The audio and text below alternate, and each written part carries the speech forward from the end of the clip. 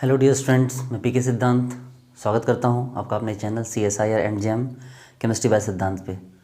Dear students, आज हम लोग जो टॉपिक करने वाले हैं कोऑर्डिनेशन केमिस्ट्री का लेक्चर नंबर 2। ठीक है, पिछले लेक्चर में हमने वर्नर्स थ्योरी देखा। आज हम लोग पढ़ेंगे वैलेंस बॉन्ड थ्योरी के बारे में। आप बोलोगे सर उससे पहले तो लिगेंड्स के बारे में पढ़ना होता। मतलब हाँ भाई, लिगेंड्स के बारे में पढ़ना होता है, बट एक्चुअली है क्या कि मैं लिगेंड्स को यहाँ स्किप कर रहा हूँ। ठीक है, लिगेंड्स बहुत सारे दिए हुए, लगभग 100-150 लिगेंड्स हैं। आप उनको देख लीजिए, बुक किसी भी 11th-12th की बुक भी उठाइएगा, वहाँ भी आपको ढेर सारे लिगेंड्स मिलेंगे। यहाँ आपको हायर लेवल की बुक उठाइएगा, यहाँ भी आपको बहुत सारे लिगेंड्स मिलेंगे। इसमें समझने के लिए कुछ भी नहीं है। ठीक है, जो थोड़ा बहुत समझने के लिए वो मैं आपको बता दे रहा हूँ। अगर मैं आपको लिगेंड बहुत डिटेल से पढ़ाने लगा तो आज की लेक्चर तो लिगेंड में ही चली जाएगी। चलिए बात करते हैं लिगेंड के बारे में, थोड़ा सा हम लोग सीख ले लिगेंड के बारे में। देखिए, लिगेंड डेंटेशन के बिहाफ पे दो तरह का होता है। डेंटेशन के बिहाफ पे जो होता है दो तरह का, एक मोनोडेंटेट, एक पॉलीडेंटेट। मोनोडेंटेट का मतलब हो गया जो सिंगल साइड से इलेक्ट्रॉन डोनेट कर रहा है, मतलब एक लोन पेयर दे रहा है। जबकि पॉलीडेंटेट क्या होता है, जो एक से ज़्यादा इलेक्ट्रॉन डोनेट कर रहे हैं। ठीक है, यहाँ पर थोड़ा सा सीख लीजिए आप कि मोनोडेंटेट का मतलब हो गया, जैसे अब मोनोडेंटेट पॉलीडेंटेट भी दो तरह के होते हैं भाई, चार्ज होंगे आपको, न्यूट्रल होंगे। तो खैर देखिए, मोनोडेंटेट का मतलब हो गया जैसे H2O, NH3, CO, NO। ठीक है, जैसे हो गया आपको PPS3। ठीक है, इस टाइप के एग्जांपल हो गए, जैसे CN माइनस, जैसे NC माइनस, जैसे NO2 माइनस। ठीक है, जैसे ONO माइनस, जैसे SCN माइनस, जैसे NCS माइनस। ठीक है, इस टाइप के ढेर सारे एग्जांपल है। कितने में लिखूँ वो आप देख लेना। ठीक है, पॉलीडेंटेट का मतलब क्या हुआ, जो एक से ज़्यादा साइड से इलेक्ट्रॉन डोनेट करे। ठीक है, जो क्या करे, एक से ज़्यादा साइड से इलेक्ट्रॉन डोनेट करे। जैसे आपको हो गया ethylene diamine, NH2 sorry NH2CH2CH2NH2। ठीक है, इसका नाम क्या क्या, इथिलीन, और ये क्या हो गया, दो बार एमीन आया तो इथिलीन डाइएमीन। ठीक है, ये इसको इन बोले। अगर इसी में ऐसा आता दो बार CH2 के बदले 4 बार CH2 आ जाता, ये तो ये हो जाता आपको डाई इथिलीन ट्राईएमीन। देखिए, ये डाई इथिलीन, इथिलीन दो बार आया और एमीन 3 बार आया। ठीक है, डाई इथिलीन ट्राईएमीन आता तो ये हो जाता है डाइन। अगर ऐसा आता NH2 CH2 CH2 NH CH2 CH2 फिर NH फिर CH2 CH2 NH2। इस बार क्या हो गया, देखिए तो इथिलीन 3 बार आया और एमीन क्या कितने बार आया, तो 1 2 3 और 4। तो इसका नाम हो जाता है ट्राइन। ठीक है, क्या नाम हो जाता है इसका, इसका नाम देखिए ये हो जाता है आपको, इथिलीन कितनी बार आया आपको, तो गौर से देखिए 1 2 3, और उसके बाद आपको एमीन कितनी बार आया, तो 4 बार, 1 2 3 और 4। ठीक है, तो इसका नाम क्या हो गया आपको, ट्राइन। जैसे इथिलीन डाइमीन हो गया, उसी तरह ये डाइन हो गया। ठीक है, उस तरह ये ट्राइन हो गया। इस तरह से बहुत सारे एग्जाम्पल आते हैं। इसी में से एक एग्जाम्पल देखिए कि भाई ये इथिलीन डाइमीन है। गौर से देखिए, ये इथिलीन डाइमीन है, CH2 CH2 CH2 NH2। ये देखिए हमने क्या किया, यहाँ से 2 हाइड्रोजन, यहाँ से 2 हाइड्रोजन रिप्लेस कर दिए। हमने 4 हाइड्रोजन यहाँ से निकाल दिया। तो 4 हाइड्रोजन निकाल दिया तो हमारे पास क्या हो गया, NCH2 CH2 और ये क्या हो गया N। और अब इसके चारों साइड में क्या कर दिए, 4 हाइड्रोजन हटा के अब जोड़ देना है CH2COO माइनस जोड़ दीजिए। क्या जोड़ दीजिए, CH2COO माइनस, यानी कि एसीटेट आयन जोड़ दीजिए। ये देखिए CH2 C double bond O O minus, CH2 C double bond O O minus, CH2 C double bond O O minus. देखिए, जहाँ पहले ये दो जगह से इलेक्ट्रॉन दे रहा था, पहले ये बाइडेंटेट था। ठीक है, देखिए ये बाइडेंटेट था, ये ट्राइडेंटेट था, ये टेट्राडेंटेट था। ठीक है, और यहाँ देखिए वंस अगेन इथिलीन डाइमीन क्या था, बाइडेंटेट था, लेकिन 4 हाइड्रोजन हटा के हमने 4 CH2CO माइनस जोड़ दिए। अब क्या हो गया, ये यहाँ से देगा, यहाँ से देगा, यहाँ से देगा, यहाँ से देगा, यहाँ से देगा और यहाँ से देगा। अब ये 6 जगह से दे रहा है। ये क्या हो गया, हेक्सा डेंटेट। क्या हो गया, ये हेक्सा डेंटेट हो गया। इसका नाम क्या हो गया, गौर से देखिए इथिलीन। ये क्या, डाइएमीन लिखेंगे, इथिलीन डाइएमीन। और ये एसीटेट हो गया, 4 बार आ गए, देखो 4 बार एसीटेट आ गए। तो क्या हो गया, टेट्रा एसीटेट। इसलिए इसका नाम क्या हो गया, EDTA। क्या नाम हो गया इसका, EDTA, ethylene diamine tetra acetate. ठीक है, ये इसका नाम हो गया। तो डियर स्टूडेंट्स, ऐसे ऐसे बहुत सारे लिगेंड्स हैं, अगर इसके बारे में आपको कितना बताऊं मैं। ठीक है, आपको आप बोलोगे तो मैं इसको एक उसका नोट्स आपको दे दूंगा, ठीक है। उसमें ढेर सारे लिगेंड्स हैं, आप उसको देख लेना। आप चाहो तो किसी बुक से उठा के देखिए ना, उसमें कुछ ऐसा कुछ अलग नहीं करना है, ठीक है। इसलिए चलिए इसको स्किप करते हैं लिगेंड्स के बारे में पढ़ने को। हाँ, लिगेंड्स के और भी समझ लीजिए कि भाई लिगेंड्स और भी क्या होता है भाई। तो आपको ब्रिजिंग लिगेंड है जो बीच में आता है, ठीक है, मेटल के बीच में आते हैं तो ब्रिजिंग लिगेंड हो गए। एम्बीडेंटेड लिगेंड होते हैं। एम्बीडेंटेड क्या होता है भाई कि कभी इस साइड से दिया कभी इस साइड से दिया, जैसे क्या हो गया देखो SCN माइनस, कभी S दे दिया और कभी NCS माइनस N दे दिया। उसके बाद पॉलीसिलेबिक लिगेंड आते हैं, ठीक है, पॉलीसिलेबिक लिगेंड भी आते हैं। इस तरह बहुत सारे लिगेंड्स होते हैं, इसके बारे में आपको पढ़ना है, आप पढ़िए मज़े से, ठीक है, हर एक लेवल के बुक में दिया हुआ है। चलिए हम लोग मेनली स्टार्ट करते हैं यहाँ से, जब जैसा आएगा हम लोग देख लेंगे। हम लोग मेनली स्टार्ट करते हैं वैलेंस बॉन्ड थ्योरी। हम लोग मेनली जो हमारा मेन टॉपिक है, हम लोग वैलेंस बॉन्ड थ्योरी है, इसको हम लोग स्टार्ट करते हैं। देखिए वैलेंस बॉन्ड थ्योरी को स्टार्ट करने के लिए क्या करना होगा। सपोज दैट कि आपके पास एक एग्जांपल दिया हुआ है K4FeCN6, ठीक है। ठीक है, आप लोग क्लास 11-12 के स्टूडेंट नहीं है तो आपको ये चीज़ समझ भी आती होगी कि भाई ये तो आपने पढ़ा ही होगा। अब K4FeCN6 से मान लो आयरन का आपको चार्ज निकालना है, तो सोच के देखो पोटेशियम पे +1, आयरन का चार्ज नहीं पता x मान लो, साइनाइड पे कितना होता है पता है, साइनाइड पे -1 होता है, × 6 = 0। तो आप निकाल के देखो तो कितना निकला आपको, मेटल पे चार्ज क्या आ गया आपको +2, ठीक है। आप सबसे पहले लिखोगे कि भाई आयरन है, अगर आयरन 26, ठीक है, आयरन क्या हुआ 26, अगर 26 हुआ इसका इलेक्ट्रॉनिक कन्फिग्रेशन क्या होता है। तो मैंने इलेक्ट्रॉनिक कन्फिग्रेशन ही बता रखा है, आप बहुत पीछे की वीडियो में देखिए। तो जैसे इसका इलेक्ट्रॉनिक कन्फिग्रेशन हो गया आर्गन 4s2 3d6, पहले चेक कीजिए कि आयरन का यही होता है ना, आर्गन 18 तक 18 4s2 3d6, तो ये इसका कन्फिग्रेशन होता है, ठीक है। और भी इस तरह के एटम है, आप देख सकते हैं, जैसे कि हमारे पास सपोज कीजिए स्कैंडियम है 21, तो इसका क्या हो जाएगा आर्गन मतलब 18 और फिर 4s2 3d1। टिटेनियम 22 तो क्या हो गया आर्गन 4s2 3d2। वेनेडियम 23 तो क्या हो गया आर्गन 4s2 3d3। चेक कीजिए ना, देखिए 18 2 20 2 22, 18 2 20 3 23। क्रोमियम 24 तो क्या हो गया आर्गन 4s2 3d4। मैग्नीज 25 तो क्या हो गया आर्गन 4s2 और 3d5।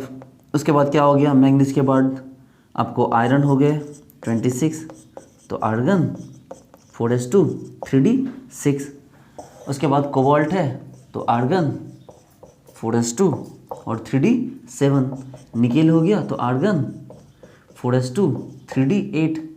कॉपर हो गए आर्गन 4s2 3d9। और चूँकि इसमें इलेक्ट्रॉन ट्रांसफर हो जाता है, खैर वो छोड़िए ना, वो सब कोई बात नहीं है। और जिंक आर्गन 4s2 और 3d10। हम बच्चों वाली बात नहीं पढ़ रहे, ठीक है। हम आपको यहाँ बता रहे हैं कि भाई जैसे कि ये इस तरह से आपका इलेक्ट्रॉनिक कन्फिग्रेशन कोई भी देखिए इस तरह से दिया हुआ, इस तरह आपको लिखने के लिए आना चाहिए, ठीक है। आर्गन मतलब 18 इनर्ट गैस, उसके आगे 4s2 और 3d में देख लीजिए कितना इलेक्ट्रॉन देना है। चलिए तो हम जैसे बात करते हैं इस कंपाउंड की, ठीक है। ये जो हमारा पास कंपाउंड है K4FeCN6, इसकी बात करते हैं। तो K4FeCN6 की बात करें तो आयरन का मतलब हो गया आर्गन 4s2 3d6। लेकिन देख रहे हैं कि आयरन पे +2 चार्ज है, तो आपको भी तो 2 इलेक्ट्रॉन निकालने होंगे, तो आपने 2 इलेक्ट्रॉन निकाल लिए। जैसे आप 2 इलेक्ट्रॉन निकालोगे तो आर्गन 4s2 3d6 के बदले आपको पता है 4s न्यूक्लियस से दूर होता है, 3d न्यूक्लियस के नज़दीक होता है, तो कहाँ से इलेक्ट्रॉन निकलेगा 4s से। तो क्या हो गया आर्गन 4s0 और 3d6, ठीक है। आपके पास क्या मिला आर्गन 4s0 3d6, किसका हो गया ये, तो अब ये हो गया Fe2+ का, ठीक है। चलो एक काम करते हैं, इसका ज़रा कन्फिग्रेशन सेट करते हैं, ठीक है। ये हो गया 4s2 3d 4s0 3d6, मतलब ये हो गया आपको 3d6 1 2 3 4 5 6, और ये फिर हो गया 4s, तो ये हो गया 3d, ये 4s, ठीक है। अब सवाल ये है कि जो साइनाइड Cn- है, ठीक है, वैलेंस बॉन्ड थ्योरी लिगेंड के स्ट्रेंथ के बारे में नहीं बताता। जो वैलेंस बॉन्ड थ्योरी है वो Cn- के स्ट्रेंथ के बारे में नहीं बताता, ये बात हम आपको बताएंगे। लिगेंड 2 तरह के होते हैं, ठीक है, स्ट्रेंथ के बिहाफ पे, एक स्ट्रॉन्ग लिगेंड एक वीक लिगेंड। फिलहाल के लिए आप ये समझ जाइए, बिना CFT पढ़े आपको बस मैं आपको ये बता सकता हूँ कि ऐसा कोई भी लिगेंड जो कार्बन या नाइट्रोजन के थ्रू इलेक्ट्रॉन दे रहा है वो स्ट्रॉन्ग है, जबकि ऐसा कोई लिगेंड जो अदर एटम से इलेक्ट्रॉन दे रहा है वो वीक है, ठीक है। कार्बन नाइट्रोजन इन दोनों जो इलेक्ट्रॉन देगा वो क्या होगा, स्ट्रॉन्ग होगा, बाकी के क्या होंगे, वीक होंगे, जैसे Cn minus, Nc minus, CO, NO, ठीक है ना, NO2 माइनस हो गए, ठीक है, ये सब स्ट्रॉन्ग हो गए। लेकिन NO2 माइनस स्ट्रॉन्ग है, ONO माइनस वीक है, क्योंकि वो ऑक्सीजन के थ्रू इलेक्ट्रॉन दे रहा है, ठीक है।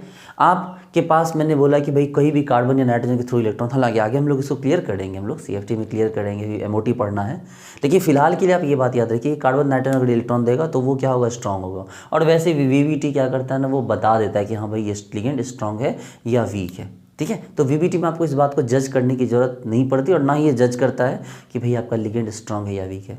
तो चलिए फिलहाल के लिए बात मैंने क्या बोला कि Cn माइनस है, क्योंकि कार्बन एक स्ट्रॉन्ग डोनर होगा। खुद सोचिए कि कार्बन के पास इलेक्ट्रॉन डोनेट करने की टेंडेंसी होती है, अगर कार्बन के पास इलेक्ट्रॉन है तो वो डोनेट कर देगा, वो रखेगा नहीं। वैसे ही नाइट्रोजन के पास क्या है, हाफ फील्ड है, नाइट्रोजन के पास भी इलेक्ट्रॉन अगर है तो वो डोनेट कर देगा, वो रखेगा नहीं। तो ये दो एटम होते हैं जिसके थ्रू इलेक्ट्रॉन डोनेट किए जाते हैं इजीली, बाकी के थ्रू डोनेट इजीली नहीं किए जाते। तो चलो Cn माइनस क्या है, स्ट्रॉन्ग लिगेंड है। अब Cn माइनस आएगा, Cn माइनस का जैसे इफेक्ट पड़ेगा तो ये इलेक्ट्रॉन यहाँ से यहाँ चला जाएगा और ये इलेक्ट्रॉन यहाँ से यहाँ चला जाएगा। और हुआ क्या, हम इसके बारे में भी डिटेल से पढ़ेंगे, क्योंकि VBT का लेवल उतना हाई नहीं है, इसलिए हम उसको उसी के लेवल पे पढ़ रहे हैं। तो ये देखिए, ये हो गया 3D, ये 4S, और ये क्या हो गया आपका 4P, ठीक है। अब आप गौर से देखो Cn माइनस, आपके पास लिगेंड कौन है, आपके पास लिगेंड है Cn माइनस। देखिए आपके पास लिगेंड है 6Cn माइनस। अब जैसे 6Cn माइनस की बात करेंगे तो भाई देखो, ये तो मेटल का इलेक्ट्रॉन था खुद का, इस टाइप से आप बाहर से आने वाले इलेक्ट्रॉन को देखिए 6Cn माइनस, मतलब 6 दूनी 12 इलेक्ट्रॉन देगा। और आपको पता है कि बॉन्ड बनाने के लिए एक ऑर्बिटल में 2 इलेक्ट्रॉन का होना क्या है, जरूरी है। तो 6Cn माइनस इन सभी ऑर्बिटल में क्या करेगा, इलेक्ट्रॉन दे देगा। देखिए यहाँ 2 दिया, यहाँ 2 दिया, यहाँ 2, यहाँ 2, यहाँ 2 और यहाँ 2। देखिए इस तरह से 6 ऑर्बिटल में इसने अपने इलेक्ट्रॉन डाल दिए। अब जरा इसका हाइब्रिडाइजेशन चेक करें तो देखिए D में 2 बार आया है तो D2, S में 1 बार आया है S, और P में 3 बार गया है तो D2sp3। देखिए तो हाइब्रिडाइजेशन क्या हो गया आपका, तो इसका हाइब्रिडाइजेशन हो गया D2sp3। तो चलिए जरा नोट करते हैं, इसका हाइब्रिडाइजेशन क्या हो गया, इसका हाइब्रिडाइजेशन हो गया D2sp3। चलिए देखते हैं इसके पास जो है अनपेयर्ड इलेक्ट्रॉन पहले कितने थे, तो पहले 4 अनपेयर्ड थे। अब कितने अनपेयर्ड इलेक्ट्रॉन रह गए, तो भाई स्ट्रॉन्ग लिगेंड ने धक्का मारा और उसमें एक भी अनपेयर्ड इलेक्ट्रॉन नहीं रहा। तो अगर एक भी अनपेयर्ड इलेक्ट्रॉन नहीं रहा तो आप इसको नोट करेंगे कि सर हमारे पास अनपेयर्ड इलेक्ट्रॉन 0 है। और आपको पता है कि अगर अनपेयर्ड इलेक्ट्रॉन 0 होगा तो वो कंपाउंड क्या होगा, वो कंपाउंड हो जाएगा डायमैग्नेटिक, अदरवाइज वो क्या हो जाता है, पैरामैग्नेटिक। अब उसके पीछे रीजन समझिए। देखिए जैसे कि ये इलेक्ट्रॉन ऐसे है तो ये एक फील्ड बना रहा है, थंब इंप्रेशन रूल लगाइए, देखिए ऐसे एक फील्ड बन रहा है, ऐसे इस डायरेक्शन, देखिए देख रहे हैं। और अगर इलेक्ट्रॉन उल्टा हो तो क्या होगा, फिर एक ऑपोजिट डायरेक्शन में फील्ड बनेगा। अब इसी अंगूठे को हम उल्टा कर दे तो फील्ड ऐसे बनेगा। देखिए सीधा अंगूठा ऐसे फील्ड बनाता है, उल्टा अंगूठा ऐसे फील्ड बनाता है। तो जैसे उल्टा फील्ड बनेगा तो क्या हो जाएगा, ये दोनों एक दूसरे को क्या कर देंगे, फील्ड को कैंसिल कर देगा। आपको पता है ना कि इलेक्ट्रॉन अगर फील्ड अगर घूमे, जो चार्ज पार्टिकल अगर घूमता है, रोटेट करता है, तो वहाँ पर क्या हो जाएगा, वो मैग्नेटिक बिहेवियर शो करेगा। एक कम से कम क्या करेगा, वो इलेक्ट्रिक फील्ड जनरेट करेगा। तो एक इलेक्ट्रिक फील्ड ये जनरेट करता है ऊपर की तरफ और ये जनरेट कर रहा था नीचे की तरफ, और दोनों क्या हुआ, एक दूसरे से मिलके, ये देखिए ना, ये अंगूठा बनाना नहीं आता मुझे, ऐसे बन रहा है। और ये गौर से देखिए, ये आपको ये ऐसे, ये नीचे की तरफ बन रहा था, तो ये ऊपर बन रहा था, ये नीचे बन रहा था, एक दूसरे को क्या कर दिए, कैंसिल कर दिए। तो जहाँ भी इलेक्ट्रॉन पेयर्ड हो जाएंगे वहाँ पर वो क्या कर देगा, एक दूसरे को कैंसिल कर देगा। और अगर कैंसिल करेगा तो फिर वो क्या हो जाएगा, उसका वो डायमैग्नेटिक हो जाएगा, ठीक है, मतलब वो रिपल्सन करेगा मैग्नेटिक फील्ड से, तो वो क्या हो गया, डायमैग्नेटिक। अच्छा, अगर अनपेयर्ड इलेक्ट्रॉन 0 है तो आपके पास मैग्नेटिक मोमेंट का फॉर्मूला क्या होगा, तो मैग्नेटिक मोमेंट का फॉर्मूला आता है √n+2bm, जहाँ पर m क्या है, n हो गया नंबर ऑफ अनपेयर्ड इलेक्ट्रॉन। तो नंबर ऑफ अनपेयर्ड इलेक्ट्रॉन को रख दीजिए 0, तो म्यू इक्वल टू 0, 0+2, तो आपको पता है कि सर म्यू जो है ना वो 0 ही आ जाएगा। चलिए आपने ये भी देखा कि भाई डायमैग्नेटिक है। अच्छा गौर से देखिए, इसमें एक नई बात मैं आपको सिखाने जा रहा हूँ कि इसमें इलेक्ट्रॉन जो बाहर से जो इलेक्ट्रॉन आया है वो ये देखिए 3 अंदर वाला सेल, और ये देखिए 4 एक्सटर्नल सेल। तो ये इंटरनल सेल, ये एक्सटर्नल सेल। तो जो इलेक्ट्रॉन आ रहा है वो जरा गौर से देखिए तो पता चला है कि 3D को धक्का मार के अंदर घुस जा रहा है इलेक्ट्रॉन, देखिए ना, वो उसके घर में घुस जा रहा है 3D के। तो इसलिए इसका नाम हो जाता है इनर ऑर्बिटल कॉम्प्लेक्स, कि भाई वो इनर ऑर्बिटल के अंदर जा रहा है, ठीक है। क्या नाम हो गया इसका, इनर ऑर्बिटल कॉम्प्लेक्स। अच्छा, एक भी पहले 4 अनपेयर्ड थे, अब एक भी अनपेयर्ड नहीं है, देखिए। तो ये अनपेयर्ड खत्म हो गए, मतलब अनपेयर्ड कम हो गए, खत्म होने से मतलब नहीं कम हो गए, इसलिए इसका नाम क्या हो गया, लो स्पिन कॉम्प्लेक्स। क्या नाम हो गया इसका, इसका नाम हो गया लो स्पिन कॉम्प्लेक्स। अच्छा, चूंकि अनपेयर्ड इलेक्ट्रॉन एक भी नहीं है, आपके पास एक टर्म आता है spin multiplicity. Spin multiplicity, spin multiplicity का मतलब होता है कि भाई स्पिन फॉर्मूला है 2s+1, ठीक है, कि कितना मल्टीपल है ये। तो स्पिन अगर जीरो है, गौर से देखिए स्पिन क्या हो गया यहाँ पर, जीरो। देखिए स्पिन यहाँ पर जीरो हो गया, तो स्पिन जीरो हो गया तो हमारे पास फॉर्मूला क्या होगा, 2 × 0 + 1, यानी कि स्पिन मल्टीप्लिसिटी क्या हो गया आपका, 1 हो गया। ठीक है, अच्छा चलिए, चूंकि D2sp3 इसका स्ट्रक्चर क्या हो जाएगा, तो स्ट्रक्चर हो जाएगा इसका ऑक्टाहेड्रल। और अब हम इसका स्ट्रक्चर एक बार बना दें कि भाई K4FeCN होल्सिस का स्ट्रक्चर कैसे बना। तो गौर से देखिए, हमने ये पता चल चुका है कि ऑक्टाहेड्रल होगा, तो बीच में रखिए कितना इधर, गौर से देखिए Fe2+, तो हमने Fe2+ को यहाँ रखा और 6 CN- को लगा दिए, 1 2 3 4 5 6। देखिए हमने 6 CN- को इससे जोड़ दिया, ये देखिए, और अगर 6 CN- को हमने इसे जोड़ दिया तो देखो अब बैलेंस भी तो करना है। देखो 2+ एंड 6- बचे कितने, 4-, और 4- को बैलेंस करने के लिए कौन आ गया बाहर में, 4K+। तो देखिए ये इसका कंप्लीट इन्फॉर्मेशन हो गया, ये इसका कंप्लीट इन्फॉर्मेशन हो गया, जहाँ हमने क्या क्या किया, देखो हाइब्रिडाइजेशन निकाला, स्ट्रक्चर लिखा, अनपेयर्ड इलेक्ट्रॉन लिखा, मैग्नेटिक बिहेवियर लिखा, मैग्नेटिक मोमेंट लिखा, इनर ऑर्बिटल आउटर ऑर्बिटल लिखा, हाई स्पिन लो स्पिन लिखा, स्पिन मल्टीप्लिसिटी लिखी और इसका स्ट्रक्चर बनाया, है ना आसान। ठीक है, चलिए इसको नोट कीजिए, हम और आगे करते हैं क्वेश्चन।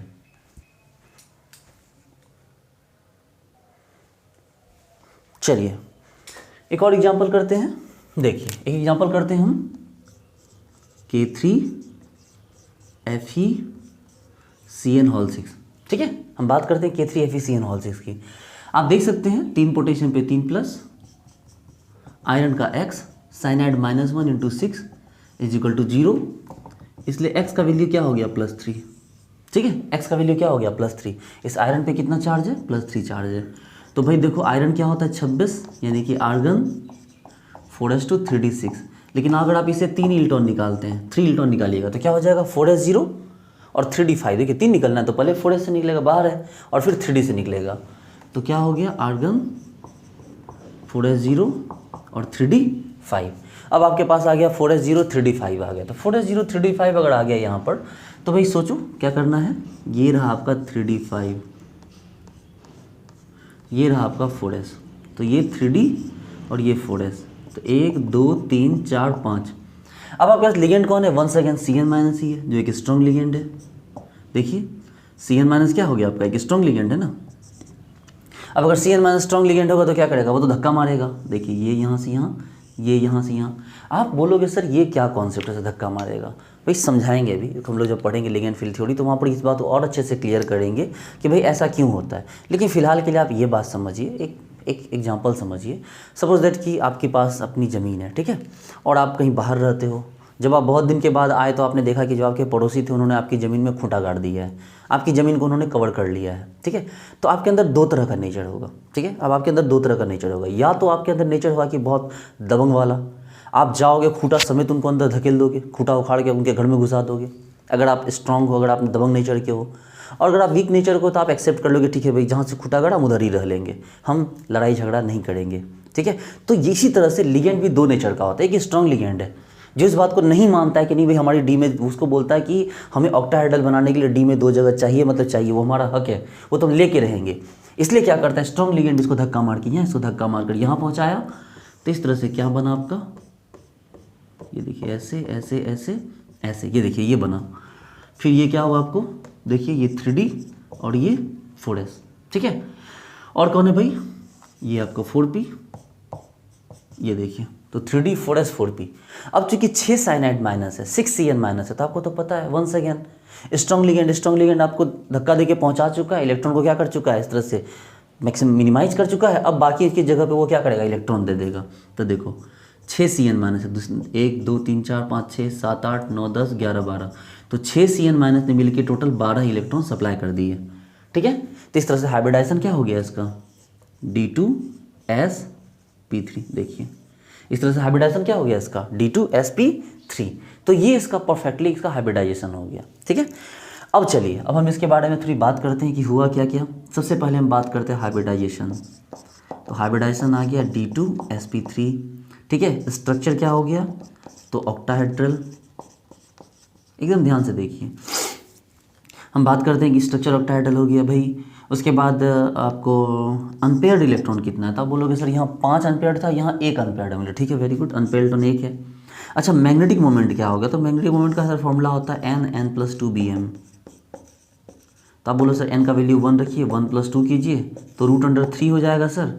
तो √3 का मतलब होता है 1.73 bm। हम बोले वेरी गुड, याद रखो कि 1 के लिए क्या होता है, 1.73 होता है। धीरे धीरे याद हो जाएगा आपको। चलो, मैग्नेटिक मोमेंट आपने निकाल लिया। अच्छा, अगर अनपेयर्ड इलेक्ट्रॉन, इसका मतलब ये कंपाउंड क्या है, ये कंपाउंड पैरामैग्नेटिक है। देखिए, ये कंपाउंड डायमैग्नेटिक नहीं है, ये कंपाउंड क्या है, पैरामैग्नेटिक है। Very good. अच्छा, ये कंपाउंड पैरामैग्नेटिक है। अब दूसरी बात है कि भाई इलेक्ट्रॉन आप अंदर जाके दे रहे हो कि बाहर में ही दे रहे हो, नहीं भाई, इलेक्ट्रॉन तो अंदर वाले सेल के अंदर घुस के दे रहे हैं। देखो ना, धक्का मार के 3 के अंदर घुस के दे रहा है, 4 के अंदर तो दे रहा है, लेकिन 3 के अंदर अपना जगह निकाल रहा है। इसका मतलब ये क्या हो गया आपको, इसको कहा गया इनर ऑर्बिटल कॉम्प्लेक्स। क्या कहा गया इसको कहा गया इनर ऑर्बिटल कॉम्प्लेक्स। ठीक है। दूसरा कि भाई इसमें क्या हुआ कि पहले 5 अनपेयर्ड थे, अब 1 अनपेयर्ड रहा, तो भाई स्पिन तो घटा ना। पहले 5 अनपेयर्ड थे, 5, अब 1 अनपेयर्ड है, इसलिए तो क्या कहा गया, इसको लगे हाथ लो स्पिन कॉम्प्लेक्स भी कहा गया। ठीक है। चलिए अब बात करते हैं स्पिन मल्टीप्लिसिटी की। स्पिन मल्टीप्लिसिटी क्या होता है, 2s + 1। तो स्पिन क्या हो गया, 1 अनपेयर्ड के लिए तो स्पिन हाफ होगा ना, तो +1, तो कितना हो गया स्पिन मल्टीप्लिसिटी 2।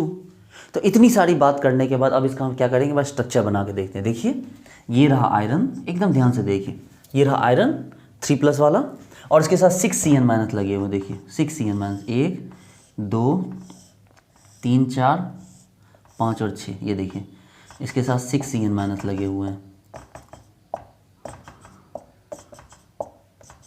ये देखिए, और चूंकि 3+ को मैनेज करने के लिए 6- आया, उस 6- को मैनेज करने के लिए, या एक्स्ट्रा जो 3- हुआ, 3- को मैनेज करने के लिए बाहर में कौन आ गया, 3K+। देखिए इस तरह से क्या बना, इसका भी ऑक्टाहेड्रल स्ट्रक्चर बना, है ना। चलिए अब एक हम लोग वीक लिगेंड के साथ देखते हैं, नोट कीजिए।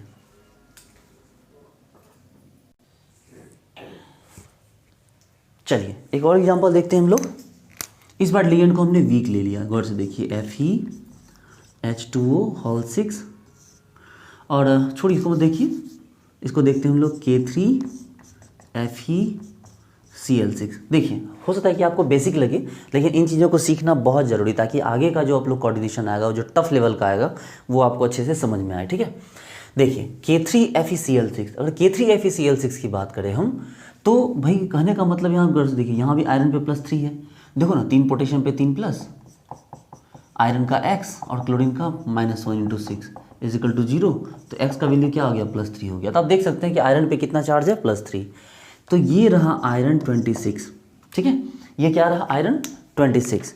अब अगर आयरन 26 है, तो आयरन 26 से हम क्या कर देंगे भाई, हम यहाँ इलेक्ट्रॉन निकालेंगे। कितने इलेक्ट्रॉन, 3 इलेक्ट्रॉन, ताकि क्या हो जाए, Fe3+ हो जाए। आपको पता आयरन क्या होता है, आर्गन 4s2 3d6।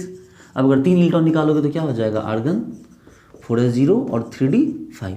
तो देखिए d5 आपका आ गया। ठीक है। तो भाई ये क्या था भाई, ये 3d6 था और ये 4s2 था।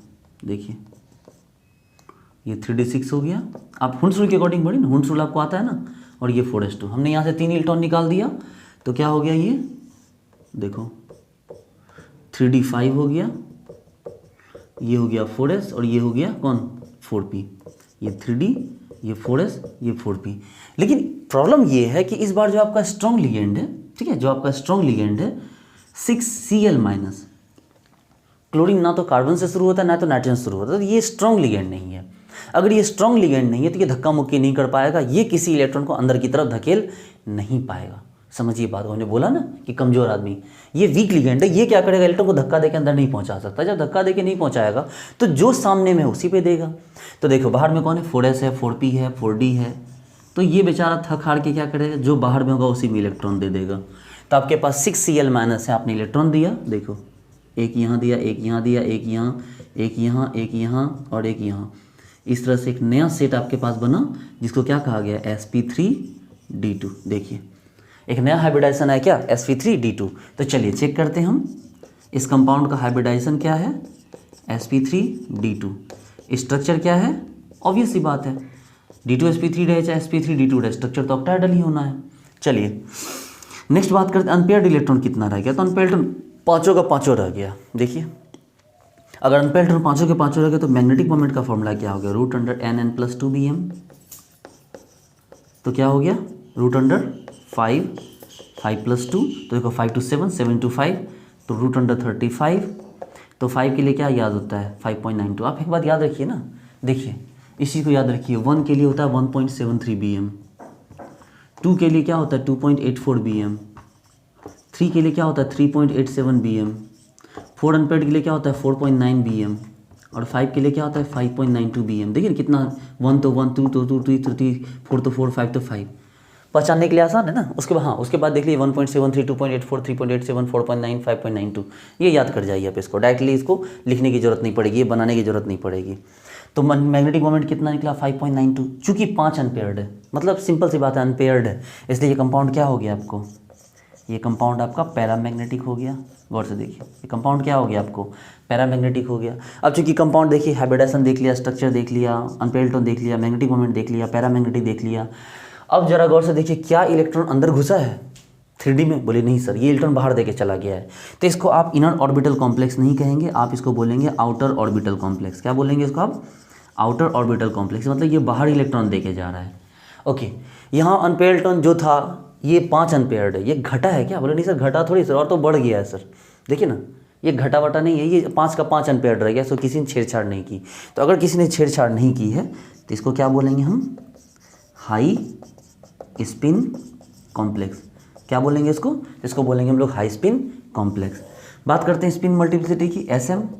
तो स्पिन मल्टीप्लिसिटी क्या हो गया 2s+1, तो 2s+1 का मतलब स्पिन कितना हो गया 2 × 5 के लिए स्पिन 5/2 हो गया और +1, तो कितना हो गया स्पिन मल्टीप्लिसिटी 6।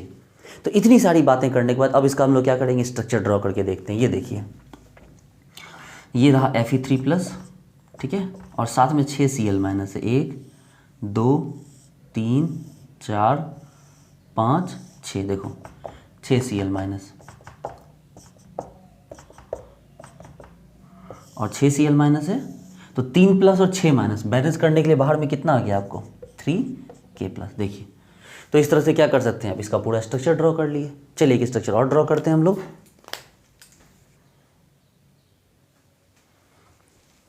चलिए एक और एग्जांपल करते हैं हम, MnH2O6 2+, ठीक है, MnH2O6 2+ तो करते हैं। जरा गौर से देखिए ये MnH2O6 Cl2 ले लीजिए, कोई फर्क नहीं पड़ता, एक ही बात है, MnH2O6 Cl2। आप चेक कर सकते हैं मैग्नीज का X H2O 0 × 6 और Cl पे क्या हो गया -1 × 2 = 0, इसलिए X = क्या हो गया +2। देखिए हमने देखा कि मैग्नीज पे कितना चार्ज है, तो मैग्नीज पे चार्ज हो गया आपका +2। अब अगर मैग्नीज पे चार्ज +2 हो गया, सबसे पहले मैग्नीज बनाइए कि भाई मैग्नीज 25, तो क्या हो गया आर्गन 4s2 और 3d 5, 25 है ना, 18 2 20 20 5 25, इसको याद कर लीजिए, एकदम समझ जाइए। अब यहाँ से हमने 2 इलेक्ट्रॉन पास करवा दिया, 2 इलेक्ट्रॉन निकाला, ठीक है। अब अगर 2 इलेक्ट्रॉन निकाल दिया तो यहाँ पर 2 इलेक्ट्रॉन जब आप निकालोगे तो क्या हो जाएगा, Mn जो +2 आया वो क्या हो गया आर्गन 4s0 और 3d 5। अब देखिए फिर d5 आ गया। अब अगर ये d5 आ गया तो d5 को चलिए d5 कैसे लिखेंगे भाई, तो ये रहा आपको d5 1 2 3 4 5 और ये 4s, ये 3d और ये 4s। देखिए 4s तो खाली है। अब इसमें से आप क्या लिगेंड एंट्री कराओगे, देखो आपके पास H2O लिगेंड, H2O तो वीक लिगेंड है ना, मैंने क्या बताया कार्बन नाइट्रोजन छोड़ के बाकी लिगेंड वीक होते हैं, तो H2O तो वीक लिगेंड है। अगर वीक लिगेंड है तो इस पर कोई छेड़छाड़ नहीं की गई, इसको कोई फ़र्क नहीं पड़ा, ये एज इट इज रह गया, ठीक है, इसमें कोई भी फ़र्क, इस सेटअप को कोई फ़र्क नहीं पड़ा। देखिए ये जो सेटअप था इस सेटअप पे कोई छेड़छाड़ नहीं हुई, देखिए 1 2 3 4 5 ये एज इट इज रह गया, ठीक है, ये क्या रह गया एज इट इज रह गया। तो अब आपके पास ऑप्शन क्या है, अब आपके पास ऑप्शन है कि 4s लीजिए, 4p लीजिए और क्या लीजिए 4d भी ले लीजिए, बाहर वाले सबको लीजिए और उन्हीं में इलेक्ट्रॉन दीजिए। तो H2O 2 इलेक्ट्रॉन डोनेट करेगा, देखो एक सेट इलेक्ट्रॉन डोनेट करेगा, तो उसके इलेक्ट्रॉन को अलग तरीके से दिखाते हुए हमने क्या कर दिया, बाहर वाले सेल में भर दिया। ये देखिए इस तरह से क्या हाइब्रिडाइजेशन आया, तो हाइब्रिडाइजेशन आया sp3d2। देखिए क्या हाइब्रिडाइजेशन आ गया, तो sp3d2 हाइब्रिडाइजेशन यहाँ पर आ गया। तो चलिए चेक करते हैं हाइब्रिडाइजेशन sp3d2। बात करें स्ट्रक्चर की, स्ट्रक्चर क्या हो गया, ऑक्टाहेड्रल। ठीक है, हाइब्रिडाइजेशन sp3d2 स्ट्रक्चर क्या हो गया, ऑक्टाहेड्रल हो गया। अच्छा जरा चेक कीजिए अनपेयर्ड टर्न कितने, तो बोलोगे सर अनपेयर्ड टर्न तो 5 के 5 रह गए सर, अनपेयर्ड टर्न में कोई चेंजेज ही नहीं हुआ, तो अनपेयर्ड टर्न 5 के 5 रह गया। अगर अनपेयर्ड टर्न 5 के 5 रह गए तो म्यू क्या हो गया, डायरेक्ट याद कीजिए 5 के लिए 5.92। लेकिन आप ऐसा करना मत, आप दिखा देना ताकि सामने वाले को लगे कि भाई आपने कैलकुलेट किया है, ये अलग बात है कि आपको याद है। चलिए अनपेयर्ड टर्न के लिए क्या, 5 के लिए क्या हो गया, म्यू 5.92 हो गया। इसका मतलब ये कंपाउंड क्या हो गया, पैरामैग्नेटिक हो गया। मतलब पैरामैग्नेटिक का मतलब कि ये क्या करेगा, आपको मैग्नेटिक फील्ड की तरफ क्या होगा, अट्रैक्ट होगा। ओके आगे बढ़ते हैं, पैरामैग्नेटिक हो गया। उसके बाद इलेक्ट्रॉन अंदर नहीं गया, इलेक्ट्रॉन बाहर गया है, दैट मीन हाई स्पिन आपको outer orbital complex, outer orbital complex. और क्या करना है भाई, तो आउटर ऑर्बिटल कॉम्प्लेक्स है, जरा गौर से देखिए 5 के 5 अनपेयर्ड रह गए, that mean high spin complex. एक भी अनपेयर्ड हो घट जाता ना तो उस पर हाई स्पिन से लो स्पिन हो जाता, लेकिन हाई स्पिन कॉम्प्लेक्स रहा क्योंकि पहले भी 5 ही था और अब भी क्या है, 5 ही है। चलिए उसके बाद देखते हैं स्पिन मल्टीप्लिसिटी। स्पिन मल्टीप्लिसिटी कितना हो गया, 5 अनपेयर्ड है तो 2s + 1, तो 2 × 5/2, 5 के लिए, अरे भाई 5 अनपेयर्ड तो 5 के लिए स्पिन क्या होगा, 5/2 होगा ना। 1 के लिए हाफ होता तो 5 के लिए 5/2 और +1 तो क्या हो गया, स्पिन मल्टीप्लिसिटी 6। और कुछ करने के लिए है नहीं, तो अब इसका स्ट्रक्चर ड्रॉ कीजिए। ये देखिए ये रहा Mn + 2 और 6s2 इसको क्या कर लिया, कवर कर लिया है। देखिए 6s2 इसको क्या कर लिया, कवर कर लिया इस तरह से। H2O भी लिखे, OH2 लिखे, कोई दिक्कत नहीं, एक ही बात है। वो आपको बस दिखाना है कि आप लोन पेयर को सामने रख रहे हो, ठीक है। लोन पेयर को सामने रखते हुए आपको दिखाना होगा, ज़्यादा बेटर तरीका होगा। ये देखो अब बोलोगे सर यहाँ +2 है सर, मैनेज करने के लिए कोई सब तो जीरो है। हमने हाँ ठीक है, तो +2 तो बाहर माइनस लगा उस साइड, एसिड रेडिकल उस साइड लगता है ना, तो कौन है उस साइड, तो सर 2Cl- लो, तो 2Cl- लगा दिया और ये स्ट्रक्चर बन के क्या हो गया, कंप्लीट हो गया। देखिए ना ऑक्टाहेड्रल स्ट्रक्चर है ना, ऐसा ही तो होता है ऑक्टाहेड्रल। देखिए जितने स्ट्रक्चर बनाने सब तो ऑक्टाहेड्रल ही है। देखिए